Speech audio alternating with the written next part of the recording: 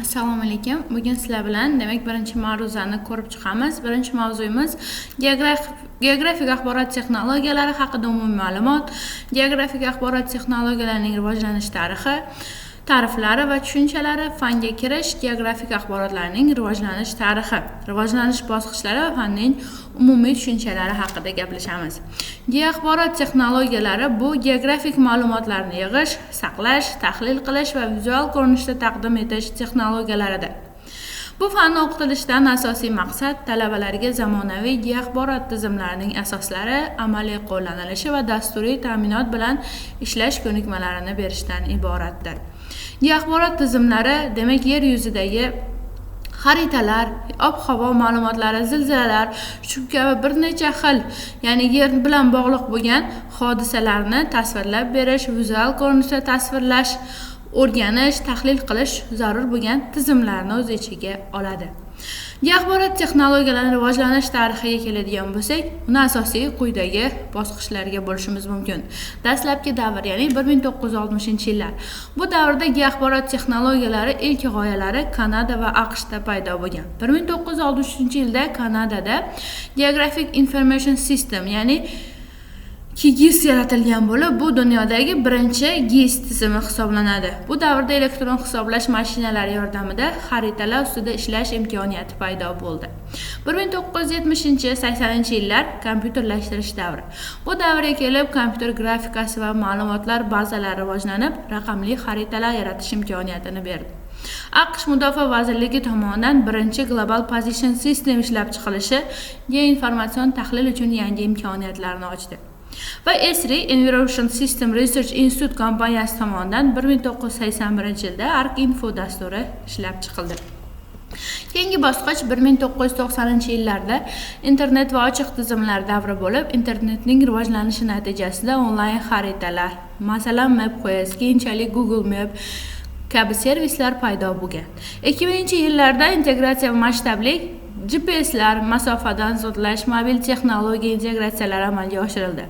2005-yilda Google Earth keng jamoatchilikni demak geografik ma'lumotlardan foydalanishga jalb qildi. Ochiq kodli platformalar QGIS, GRES, GIS paydo bo'ldi va keng foydalana boshlandi. 2010-2020-yilda Big Data va sun'iy intellekt davri bo'ldi. Ya'ni bu davrga kelib sun'iy intellekt ancha rivojlandi. Dronlar, IoT texnologiyalari, bulutli texnologiyalar va mobil GIS tizimlari rivojlandi.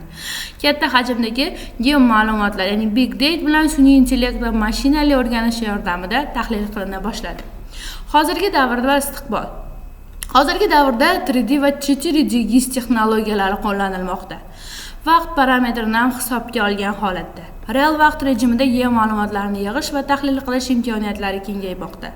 Geoinformatsion texnologiyalar barqaror rivojlanishi maqsadida amalga oshirishda global ahamiyat kasb etmoqda. Geoaxborot texnologiyalari quyidagi sohalarda ishlatiladi.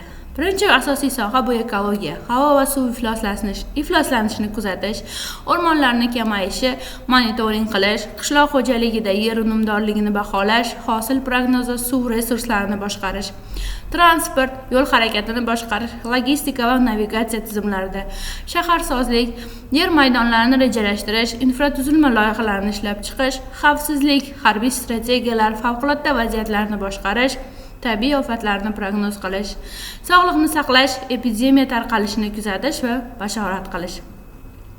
Asosiy tushunchalarga keladigan bo'lsak, birinchi asosiy tushunchamiz geoinformatsion tizim.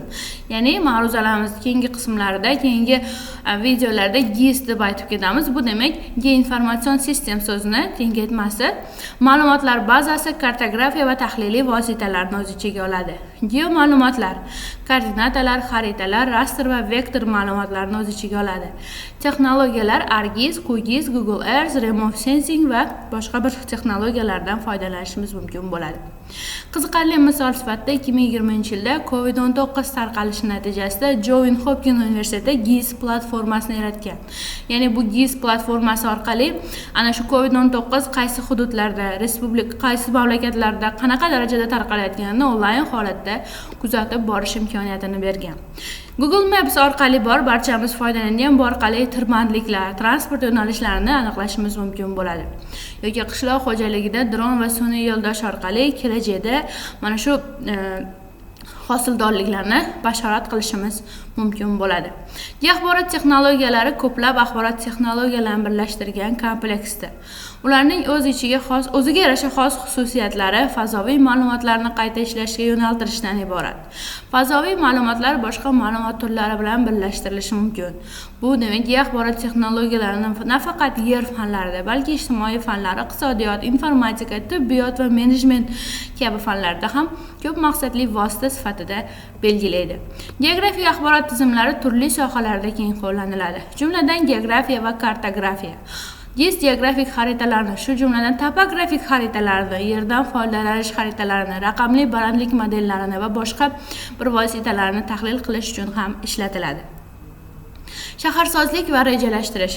Shahar infratuzilmasini rivojlantirishda yerdan foydalanishni rejalashtirish, transport yo'nalishlari, obyektlarning joylashuvi va boshqalarga bo'lgan ehtiyojlarni tahlil qilish va bashoratlash uchun yordam beradi.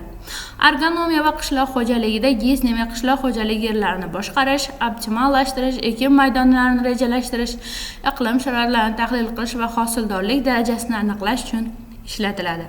Ekologiya va atrof muhitni muhofaza qilish, ekotizim o'zgarishlarini kuzatishi, tahlil qilishi, iqlim o'zgarishlarini o'rganishi, ekologik xavflarni rejalashtirish va baholash, qo'riqxonalarni rayonlashtirish va hokazolarida yordam beradi. Axborot tizimlarining asosiy komponentlari, demak, birinchi o'rinda inson resurslari, ma'lumotlar, kompyuter qurilmalari, dasturiy ta'minot va tahlil va metodlarni o'z ichiga oladi. Axborot texnologiyalari geografik ma'lumotlar yig'ishni saqlash, tahlil qilish va vizualizatsiya qilishni ta'minlovchi ilmiy texnologik yo'nalish hisoblanadi.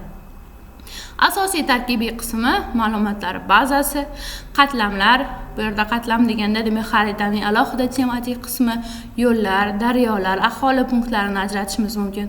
Tahlil va modellashtirish, geografik jarayonlarni hisoblash va prognoz qilish, vizualizatsiya ma'lumotlarni xarita, jadval va diagramma ko'rinishida ifodalashimiz va bugungi kunda transport, ekologiya, qishloq xo'jaligi, urbanizatsiya, xavfsizlik va boshqa sohalarda qo'llanilmoqda. Axborot texnologiya rivojlanishining qo'shimcha jihatlariga keladigan bo'lsak, asosiy yo'nalishlar va ularning qanday holatda bo'lishini ko'rishimiz mumkin bo'ladi. Asosiy yo'nalish GPS va GNSS tizimlari, global joylashuv aniqlash tizimlari GATning muhim manbasi hisoblanadi. Ular orqali aniq koordinatalarni olishimiz mumkin.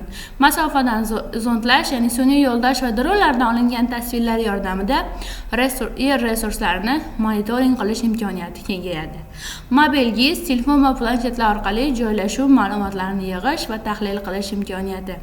Bulutli texnologiyalar onlayn platformada Argis Online, Google Earth Engineer geoma'lumotlarni saqlash va tahlil qilish imkoniyatini beradi.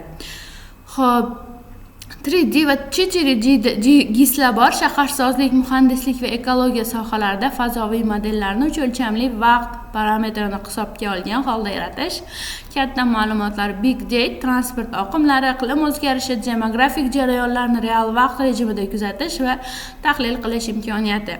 Sun'iy intellekt va mashinaviy o'rganish, tasvirlarni avtomatik tasniflash, prognozlash va qaror qabul qilishda yordamchi texnologiya sifatida qo'llanilmoqda. E'tiborlaring uchun rahmat. Birinchi mavzuyimiz shundan iborat edi. Keyingi mavzularda ko'rishguncha